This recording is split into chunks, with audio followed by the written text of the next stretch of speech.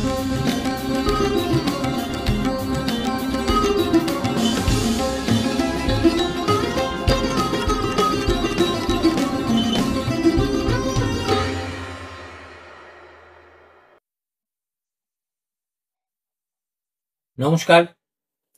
তুমি কার আম্বেদকর সিরিজের আজ তৃতীয় এপিসোড। আজকের বিষয়বস্তু সংবিধানের 35A ধারা, এটার অন্তর্ভুক্তি, নরেন্দ্র মোদীর অভিযোগ যেটা সংসদকে অন্ধকারে রেখে অর্ডিন্যান্সের মাধ্যমে চোরা পথে সংবিধানের ভিতরে ঢুকিয়ে দেওয়া হয়েছিল। এবং এই কাজটা করা হয়েছিল এমন একটা সময় যখন কংগ্রেসের নিজস্ব গরিষ্ঠতা ছিল সংসদের উভয় কক্ষেই। অতএব ইচ্ছে করলেই তারা সংসদের মধ্যে দিয়ে এটাকে আনতে পারতেন, কিন্তু যেহেতু সংবিধানের প্রতি তাদের চরম অনাস্থা এবং অবজ্ঞাবোধ ছিল, তাই তারা এ কাজ করেননি। একবার শুনেই নিন না হয় নরেন্দ্র মোদী সেদিন ঠিক কি বলেছিলেন লোকসভায় দাঁড়িয়ে। सभापति जी, कांग्रेस ने निरंतर संविधान की अवमानना की, संविधान के महत्व को कम किया। कांग्रेस इसके अनेक उदाहरणों से भरा पड़ा हुआ है। संविधान के साथ धोखेबाजी कैसे करते थे, संवैधानिक संस्थाओं को कैसे नहीं मानते थे, इस देश में बहुत कम लोगों को मालूम होगा। 370 की तो पता है सबको, 35A का पता बहुत कम है। संसद में आए बिना, जबकि संसद में आना पड़ता, संसद को ही अस्वीकार कर दिया गया। भारत के संविधान का अगर कोई पहला पुत्र है तो ये संसद है, उसको भी उन्होंने गला घोटने का काम किया। 35A जो संसद में लाए बिना उन्होंने देश पर थोप दिया, और अगर 35A न होता तो जम्मू कश्मीर में जो हालत पैदा हुई वो हालत पैदा न हुई होती। राष्ट्रपति के आदेश पर ये काम किया गया और देश की संसद को अंधेरे में रखा गया। आदरणीय सभापति, ये संसद का अधिकार था, कोई अपनी मनमानी से नहीं कर सकता था, लेकिन और उनके पास बहुमत था, कर सकते थे, लेकिन वो नहीं किया क्योंकि पेट में पाप था, देश की जनता से छुपाना चाहते थे। आदरणीय सभापति जी, आरक्षण की कथा बहुत लंबी है। नेहरू जी से लेकर के राजीव गांधी तक कांग्रेस के प्रधानमंत्रियों ने आरक्षण का घोर विरोध किया है। हिस्ट्री कह रही है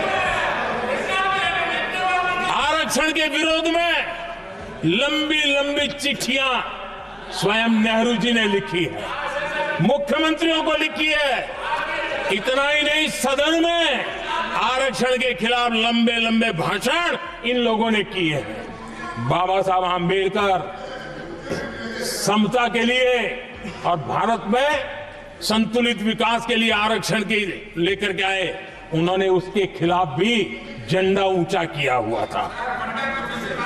दशकों तक मंडल कमीशन के रिपोर्ट को डिब्बे में डाल दिया था। जब कांग्रेस को देश ने हटाया, जब कांग्रेस गई, तब जाकर के ओबीसी को आरक्षण मिला, तब तक ओबीसी को आरक्षण नहीं मिला। ये कांग्रेस का पाप है। अगर उस समय मिला होता तो आज देश के अनेक पदों पर ओबीसी समाज के लोग भी देश की सेवा करते, लेकिन नहीं करने दिया, नहीं होने दिया। ये पाप इन्होंने किया था। आदरणीय सभापति जी, जब हमारे यहां संविधान का निर्माण चल रहा था, तब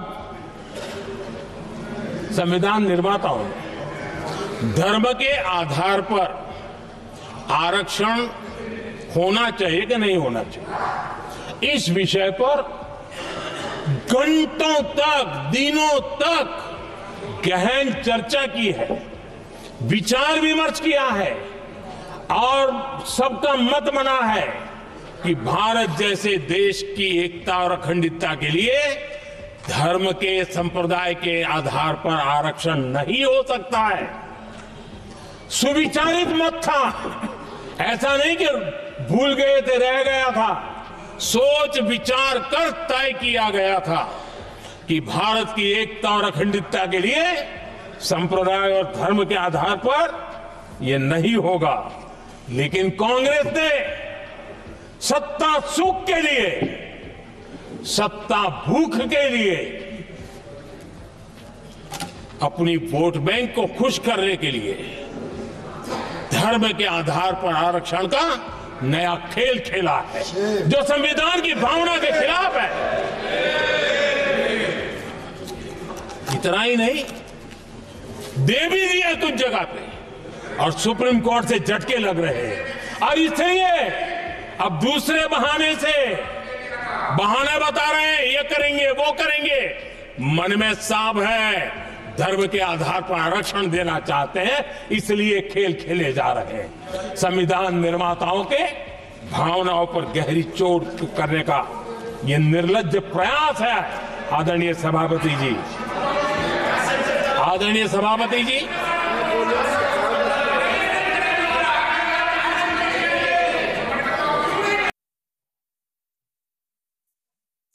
নমস্কার। আপনারা শুনলেন নরেন্দ্র মোদী কি বলেছিলেন।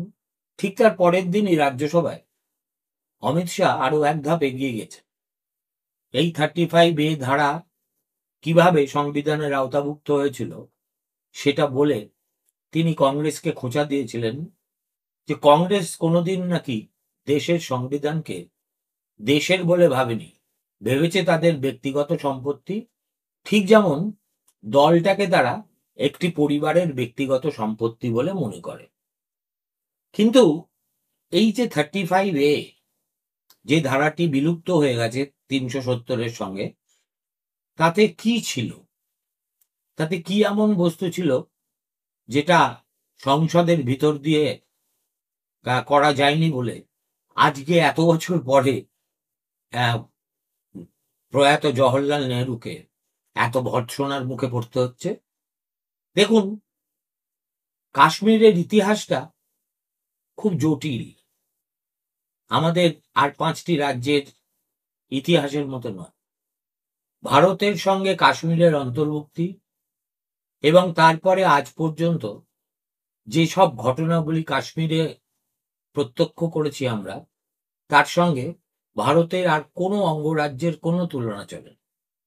ফলে কাশ্মীরের ক্ষেত্রে যা সত্য, বাকি ভারতবর্ষের ক্ষেত্রে তা সত্য নয়, আবার উল্টোটাও একই রকম সত্যি।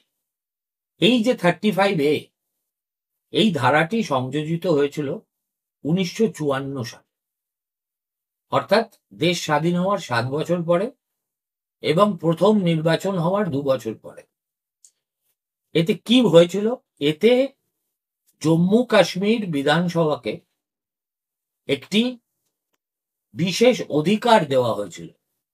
সেটা হচ্ছে কি, যে সে রাজ্যের স্থায়ী বাসিন্দা কারা সেটা চিহ্নিত করবার অধিকারী একমাত্র জম্মু কাশ্মীর বিধানসভা, এবং তাদেরকে কি কি বিষয়ে অগ্রাধিকার দেওয়া হবে, অর্থাৎ জমি কেনা, আরো নানাবিধ সুযোগ সুবিধে, সেগুলোও কি সুযোগ সুবিধা দেওয়া হবে সেটা চিহ্নিত করার অধিকারও থাকবে এটা জম্মু কাশ্মীর বিধানসভা।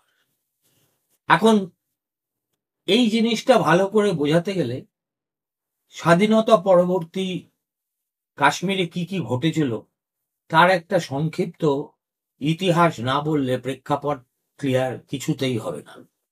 আপনারা সকলেই জানেন, দেশ স্বাধীন হওয়ার পরে ভারতবর্ষে যে শয়ে শয়ে রাজন্যবর্গ ছিল তাদের প্রত্যেককে ক্লিয়ার কাট 3টে চয়েস দেওয়া হয়েছিল।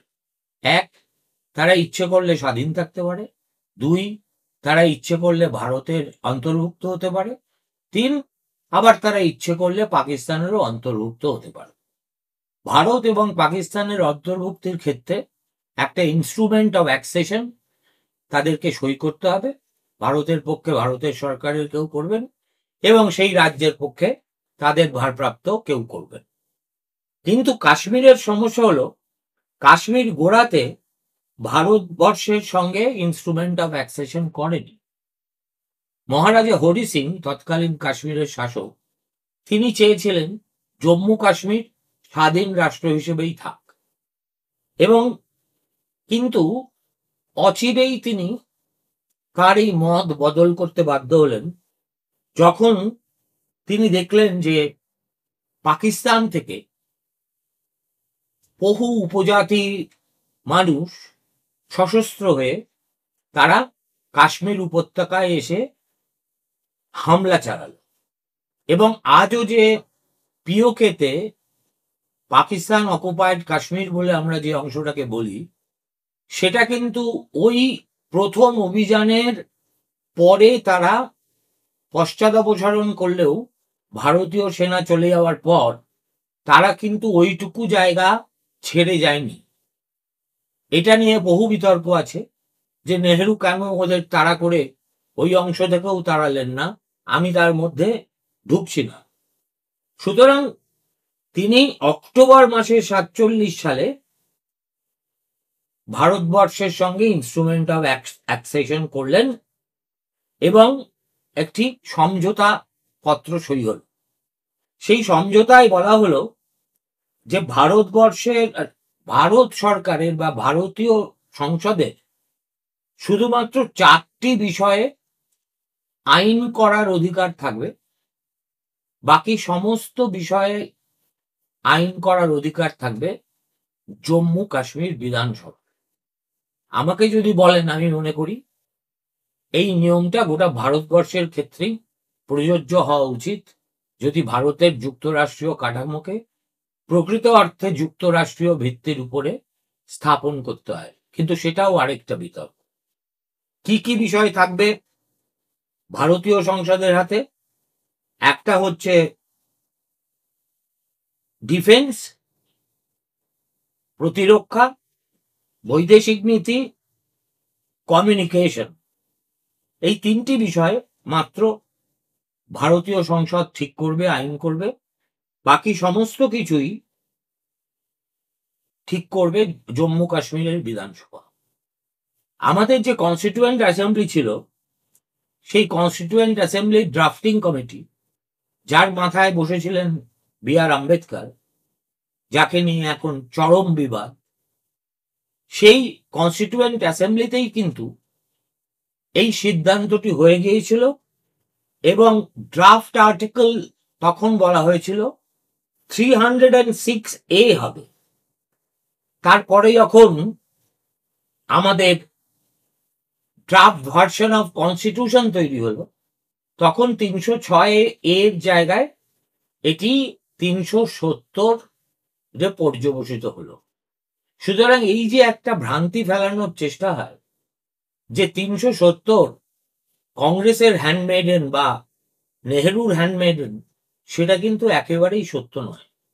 তার কারণ কনস্টিটিউয়েন্ট অ্যাসেম্বলি সর্বসম্মতিক্রমে এই সিদ্ধান্ত নিয়েছিল এবং সেখানে কংগ্রেসের সংখ্যাগরিষ্ঠতা থাকলেও সবাই কংগ্রেসই ছিলেন এমনটা মনে করার কোনো কারণ নেই। স্বয়ং ড্রাফটিং কমিটির চেয়ারম্যানই কংগ্রেসই ছিলেন না। তারপরে Parliament typically has the power to enact laws on any subject under the Union or concurrent list under the Constitution. এটাই হচ্ছে আমাদের দেশের এখন নিয়ম। যে কোনো কেন্দ্রের তালিকাভুক্ত যে কোনো বিষয় এবং যুগ্ম তালিকাভুক্ত যে কোনো বিষয়ে আইন প্রণয়নের অধিকার ভারতীয় সংসদের আছে। এবার 370(1) ধারা এরা কি করলো, পার্লামেন্টের সেই ল মেকিং পাওয়ারটাকে রেস্ট্রিক্ট করে দিল এবং রেস্ট্রিক্ট করে একথা বলা হলো, two subjects under this list which in consultation with the government of the state are declared by the president to correspond to matters specified in the instrument of accession. আলোচনা করে instrument of অ্যাক্সেশনের শর্তাবলী মেনে তারপরে ভারতের রাষ্ট্রপতি বিজ্ঞপ্তি জারি করে জানাবেন যে কোন কোন ইস্যুতে কার অধিকার, or such other matters in the said list as, with the concurrence of the government of the state, the president may by orders specify. In any place where the concurrence of the state government was required under 371, the Constituent Assembly of JMK, responsible for framing its own constitution in 1956, must give its agreement under 372. শুধু যে মৌখিক সম্মতি পেলে তো চলবে না, যে কোনো বিষয়ে আলোচনার পরে কেন্দ্র যে সিদ্ধান্তটা নেবে সেটাকে অনুমোদন করতে হবে বিধানসভাকে, এবং বিধানসভা তার জন্যে এই যে শর্তটি, সেই শর্তটি হলো 372, 371, 372। এবং জম্মু কাশ্মীর তাদের নিজেদের সংবিধান রচনা করলো 1956 সালে। তারপরে একটা কোন আর্টিকেল বলবৎ থাকবে আর কোনটা বলবৎ থাকবে না, সে ব্যাপারেও কিন্তু চূড়ান্ত সুপারিশ করার ভার রয়ে গেল অ্যাসেম্বলির হাতে। অ্যাসেম্বলি যা বলবে ঠিক সেইভাবেই ভারতবর্ষের রাষ্ট্রপতিকে whether this article will cease to be operative or not সেটা ঠিক করতে হবে।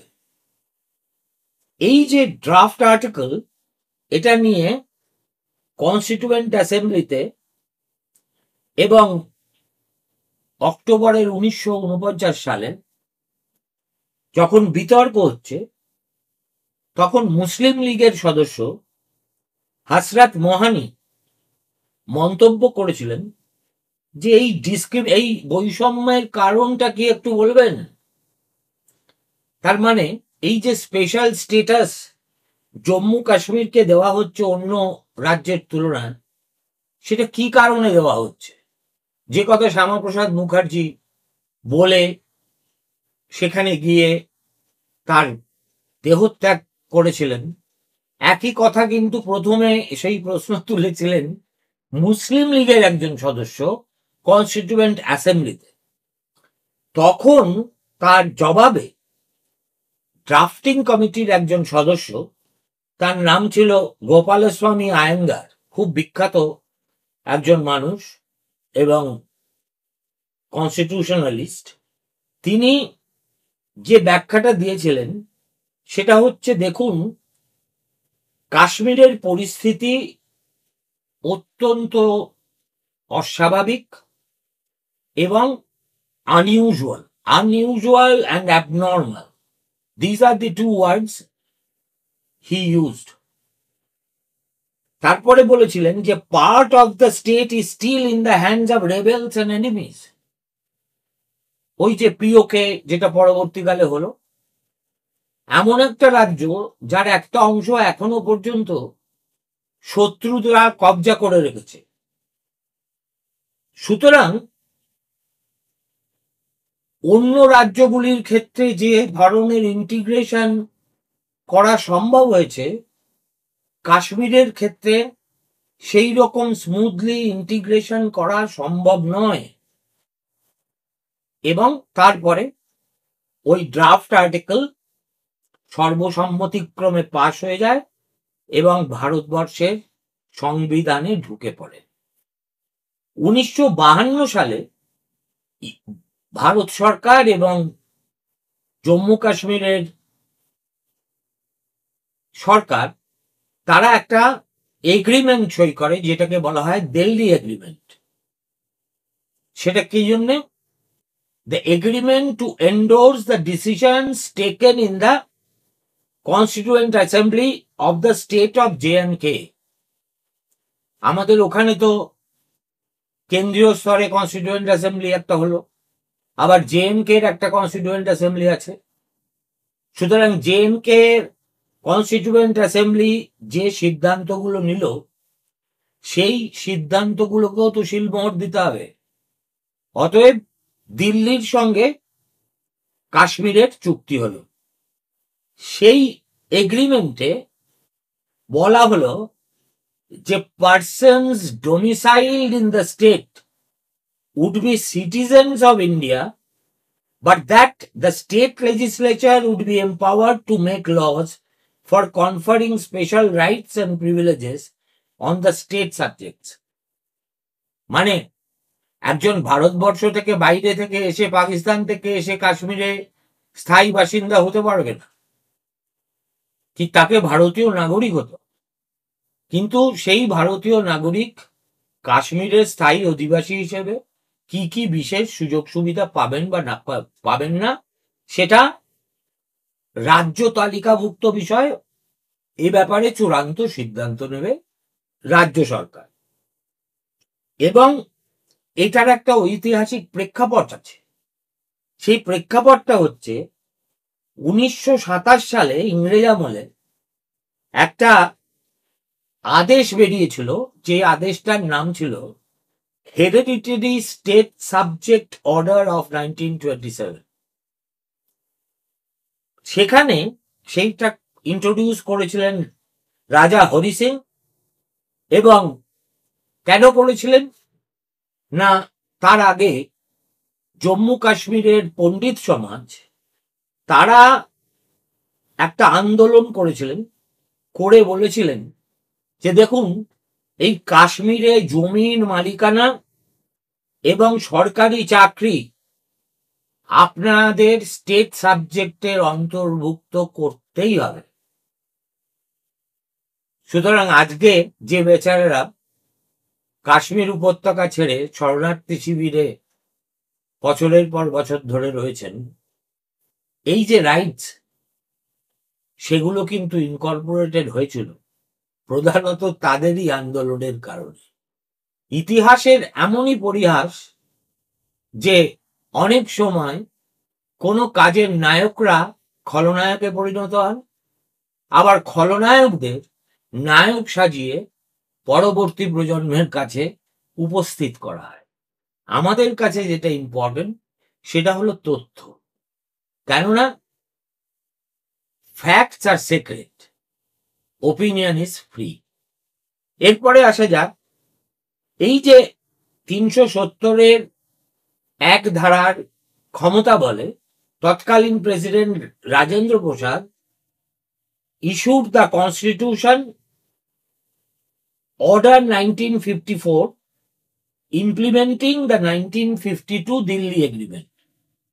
অর্থাৎ প্রেসিডেন্ট তখন কনস্টিটিউয়েন্ট জম্মু কাশ্মীরের জন্য যে কনস্টিটিউশন হলো, সেই কনস্টিটিউশনটাকে অ্যাপ্রুভ করে একটা বিজ্ঞপ্তি জারি করলেন। এবং সেটা জারি করা হলো ওই জেএনকে অ্যাসেম্বলির কনকারেন্স নিয়ে, which was mandatory under Article 370 without being debated in Parliament. এটা সংসদে আলোচনা হয়নি বটে, কিন্তু এর প্রেক্ষাপট, এর সবকিছু প্রথমে কনস্টিটিউয়েন্ট অ্যাসেম্বলি, তারপরে দিল্লি এগ্রিমেন্ট, তারপরে প্রেসিডেন্টস প্রোক্লামেশন, এইসবের মধ্য দিয়ে আগে থেকেই স্থিরীকৃত ছিল। অর্থাৎ যে ঘটনাটা 1927 থেকে কাশ্মীর যখন স্বাধীন রাজ্য ছিল সেখানে লাগু হয়ে আছে, হঠাৎ করে ভারতবর্ষের অন্তর্ভুক্তি হয়েছে বলে সেই দাবি থেকে তারা সরে আসবে, একথা মনে করাটা তো আজকের পরিপ্রেক্ষিতে মনে হচ্ছে খুব অন্যায় হয়েছিল। কিন্তু সেদিনকে তো এটা খুব বৈধ এবং কাশ্মীরের যারা স্থায়ী অধিবাসী, যার মধ্যে মুসলমান এবং হিন্দু উভয়ই ছিলেন, তাদের কাছে খুব ন্যায্য দাবি বলেই তো পরিগণিত হয়েছিল। সেই জন্যই তো এটা এর পরেই এই স্পেশাল স্টেটাস, যা নিয়ে এত কচকচি আমরা শুনেছি, সেটা কাশ্মীরের জন্য বরাদ্দ হয়ে যায়। যে অর্ডারটা আর্টিকেল 350A ইন দ্য কনস্টিটিউশনে অন্তর্ভুক্ত করা হয়েছিল, which acted as a successor to the state subject law, allowing the JK legislature to pass laws defining who would be a permanent resident of the state and provide special rights and privileges, or impose restrictions on other persons in matters relating to public employment, acquiring property, settlement in the state, and rights to scholarship and aid from the state government. এর মধ্যে তো খুব একটা লুকোচাপার ব্যাপার কিছু ছিল না।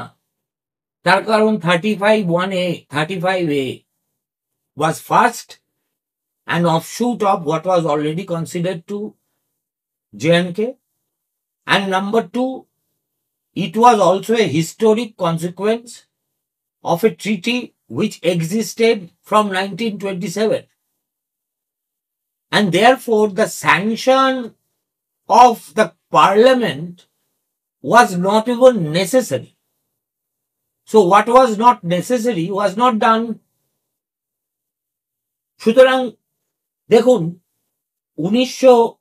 2019 সালে ইন্ডিয়ান এক্সপ্রেসে এই আমাদের কনস্টিটিউশন ল এর বিশেষজ্ঞ বলে পরিচিত একজন, তার নাম ছিল ফাইজান মুস্তাফা, তিনি লিখেছিলেন, article 35A is unique in the sense that it does not appear in the main body of the constitution. আপনি যদি কনস্টিটিউশন পড়েন তাহলে দেখবেন আর্টিকেল 35 এর পরে 36 আছে, 35 এর উল্লেখ মেইন বডিতে কোথাও নেই। তাহলে কি করে সেটা এলো? এটা এলো অ্যাপেন্ডিক্স 1 এর অন্তর্ভুক্ত হয়ে, এবং এই ইনসারশনটাই নরেন্দ্র মোদীর সরকার 2014 সালে ক্ষমতায় আসার পর থেকে সেটাকে চ্যালেঞ্জ করতে শুরু করে। অবশেষে আমরা জানি 370 ধারা এবং তৎসঙ্গে 35A দুটোই বাতিল হয়ে গেছে। এই সিদ্ধান্ত যদিও বিজেপি নেতৃত্ব দাবি করেন কাশ্মীরের শান্তি সুস্থিতি ফেরাতে নাকি বিরাট সহায়ক হয়েছে, কিন্তু এত অল্প সময়ের মধ্যে এই সিদ্ধান্তের যৌক্তিকতা নিয়ে শেষ কথা বলা যাবে না। তার কারণ রোজই আপনারা খবরের কাগজে নিশ্চয়ই পড়ছেন এবং টেলিভিশনে দেখছেন যে জঙ্গি কার্যকলাপ অলমোস্ট বন্ধ হয়ে গিয়েছিল বলে দিল্লি সরকারের পক্ষ থেকে দাবি করা হয়েছিল, সেটা আবার পুরো দমে ফিরে এসেছে। কেন্দ্রীয় সরকার 35A তুলে দিয়ে কাশ্মীরের বাইরের লোকেদের কাশ্মীরে গিয়ে জমি কেনার অধিকার দিয়েছেন বটে, কিন্তু সেই অধিকার প্রয়োগ করতে এই ভয়ার্ত পরিবেশে কতজন এগিয়ে এসেছেন সেই তথ্যটাও তো আমাদের জানা দরকার। ভালো থাকবেন। ফিরে আসছি রাত্রি 10টায় একটা রোমহর্ষক কাহিনী নিয়ে, যে কাহিনীটা পড়ে আমি ব্যক্তিগতভাবে কিছুক্ষণ একেবারে স্তব্ধ হয়ে গিয়েছিলাম।